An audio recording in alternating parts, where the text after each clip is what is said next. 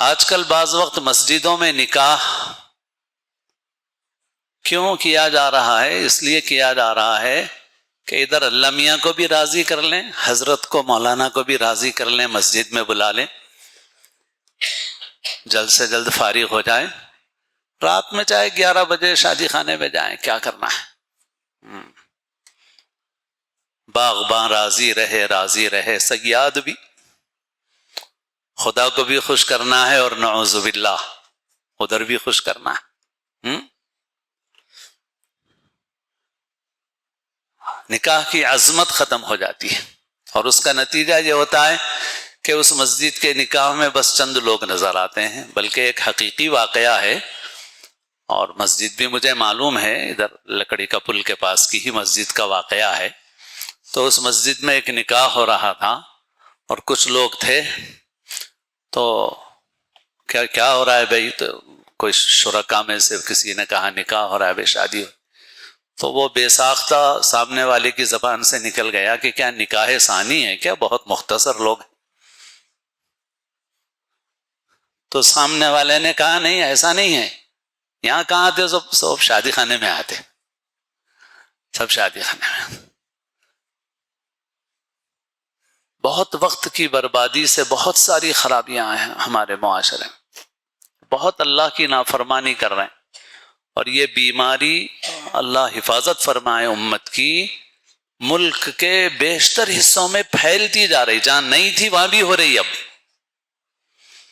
جہاں نہیں تھی۔ اور کس میں ہو رہی ہے؟ ہر جگہ جا کے پوچھ لو آپ، وہاں کے ہندوؤں میں ہے یہ، وہاں کے غیر مسلموں میں ہے یہ، دلی میں جا کے پوچھو کہ دلی کے غیر مسلموں میں یہ بیماری ہے، نہیں ملے گی آپ کو۔ ہر جگہ جا کے پوچھ لو، یہ ملے گی وہاں کے مسلمانوں میں۔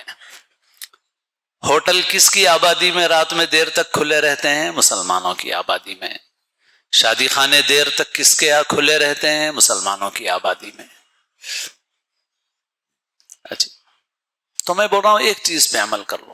مہاراشٹرا میں ابھی بھی ہے ماشاءاللہ، میں نے نظام آباد میں بیان کیا تھا علماء کی مجلس میں، گفتگو میں، کہ بھئی دیکھو وقت کا یہ اہتمام کرو۔ تو وہ لوگ بولنے لگے کہ واقعی آپ جیسا بول رہے ہیں، ہمارے پاس تو بہت دیر ہو رہی، مگر ہمارے بازو ہی ناندیڑ لگا ہوا ہے، مغرب کے بعد شروع ہو جاتا ہے، ولیمہ رات میں 11 بجے ختم ہو جاتا، اور لوگوں میں زیادہ تکلف نہیں ہے کہ بہت جا کے بن سنور کے آئیں، بس ٹھیک ٹھاک کپڑے پہنے ہوئے ہیں، دکان سے اٹھیں گے، جائیں گے، کھانا کھائیں گے، آئیں گے، دکان پہ بیٹھ جائیں گے۔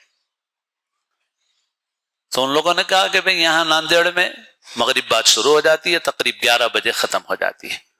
افسوس یہ ہے کہ حیدرآباد میں بڑھتا جا رہا ہے معاملہ، بڑھتا جا رہا، اور جو قوم اپنے آپ کو خود نہیں بدلے گی، اس کی اصلاح کے لیے اللہ نے کوئی ایسا نظام تو نہیں رکھا ہے کہ فرشتے آ کے تھوڑی پکڑ کے لے جائیں گے، آپ کو صحیح کریں گے، ایسا تو نہیں ہوگا۔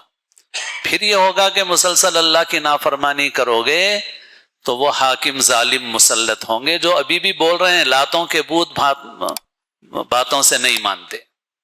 واقعی ہمارا حال ایسا ہی ہو رہا۔